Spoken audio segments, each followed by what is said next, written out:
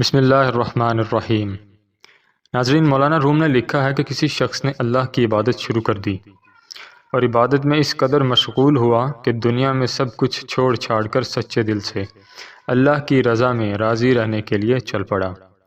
مولانا روم فرماتے ہیں کہ ایک وقت ایسا آیا کہ اس کے گھر کھانے کے لیے کچھ بھی نہ بچا، اور اس انسان پہ یہ وقت آن پہنچا کہ بات اب فاقوں تک آن پہنچی، کیونکہ گھر میں کچھ بھی نہ بچا تھا، سب ختم ہو گیا۔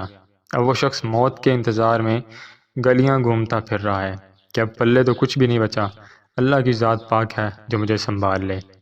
کچھ ہی وقت کے بعد وہ شخص کسی سڑک کے کنارے بیٹھا کیا دیکھتا ہے کہ اس کے پاس سے ایک لمبی قطار گھوڑوں کی گزر رہی ہے، جس کی سیٹیں سونے اور چاندی کی بنی ہوئی ہیں اور ان کی پیٹھوں پر سونے کے کپڑے پہنے ہوئے تھے۔ ان گھوڑوں پر جو لوگ بیٹھے تھے وہ کسی شاہی گھرانے سے کم نہ لگتے تھے، بلکہ ان کے سروں پہ ٹوپیاں تھیں اور ایسے معلوم ہو رہا تھا جیسے کوئی بادشاہ لوگ جا رہے ہوں۔ جب اس شخص نے دریافت کیا کہ یہ کون لوگ ہیں تو پتہ چلا کہ 7 گاؤں میں کوئی بادشاہ آیا ہے جس کے یہ سب غلام ہیں اور اپنے بادشاہ کی طرف جا رہے ہیں۔ وہ شخص حیران ہوتا ہے کہ یہ حالت غلاموں کی ہے، بادشاہ کی حالت کیا ہوگی؟ تو اس نے آسمان کی طرف منہ اٹھا کر کہا کہ میرے بادشاہ، میرے مالک، میرے اللہ، شکوہ تو تجھ سے نہیں کرتا، لیکن اس بادشاہ سے ہی غلاموں کا خیال رکھنا سیکھ لے۔ اتنی بات کہہ کے وہ شخص چل پڑا۔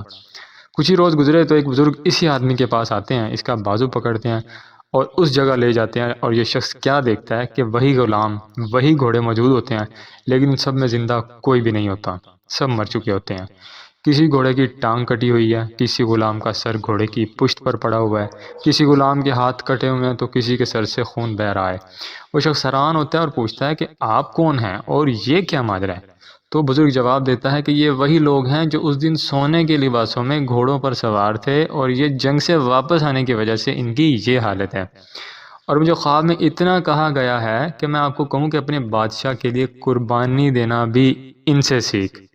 اس میں پیغام یہ ہے کہ حقیقت میں ہمیں قربانی دینا آیا ہی نہیں، چاہے معاملہ دین کا ہو، دنیا کا یا رشتہ داروں کا۔ جس دن ہم قربانی دینا سیکھ لیں گے، پھر چاہے وہ کسی کے لیے بھی ہو، اللہ پر توکل کرنا سیکھ لیں گے، اسی دن اللہ ہمیں ایسی بادشاہت دے گا جو کبھی نہ ختم ہونے والی ہوگی۔ ناظرین، اگر آپ اس چینل پر نئے ہیں تو پلیز سبسکرائب کے بٹن کو پریس کر دیں اور بیل کے آئیکن کو بھی پریس کر دیں تاکہ آنے والی ہر ویڈیو آپ تک فوری پہنچ سکے۔